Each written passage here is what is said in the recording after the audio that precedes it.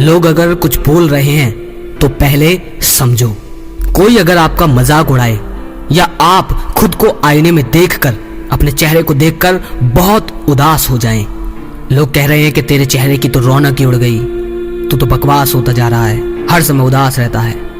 और लोग क्या, आप खुद भी देखकर खुद को उदास हो रहे हैं। तो उस समय जब आप खुद को आईने में देखते हो और देखकर उदास होते हो, तो उस समय ये बात सोचा करो कि मैंने अपनी जिंदगी बर्बाद कर ली है। हाँ, जानता हूं जो लोग मेरे आसपास दोस्त मेरा मजाक उड़ा रहे हैं वो बिल्कुल सही है, क्योंकि जो मैंने किया वो भुगतना भी मुझे ही पड़ेगा। मैं सह लूंगा, लेकिन इसका समाधान है। देखो, जो तुम बर्बाद कर चुके हो, जितनी वासना तुमने बुझा ली है, जितना तुमने पॉर्न में वक्त को बर्बाद कर दिया है, जितना खुद का नाश कर लिया है, जी बिल्कुल जानते हैं जो कर लिया है तुमने वो भुगतना तो तुम्हें ही पड़ेगा, राइट?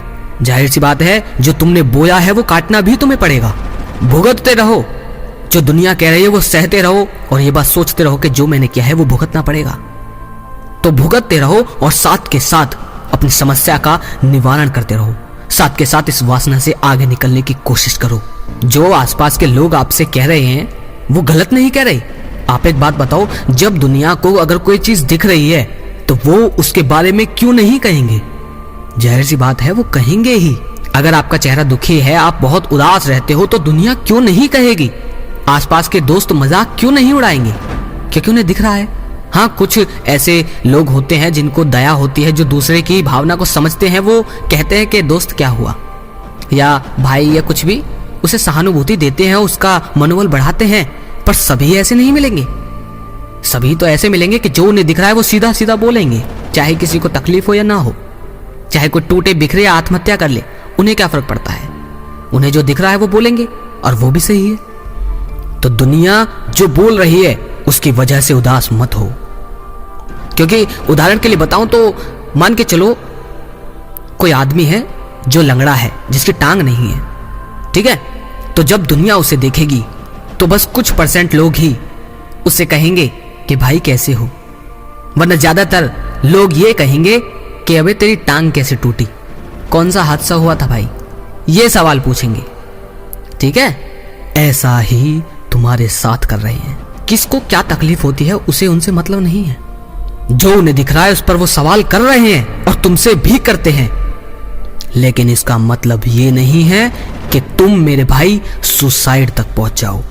नहीं, साथ के साथ इस वासना से निकलने की, इससे आगे पहुंचने की तैयारी करते रहो। जो तुमने किया उसे साथ के साथ भुगतते रहो।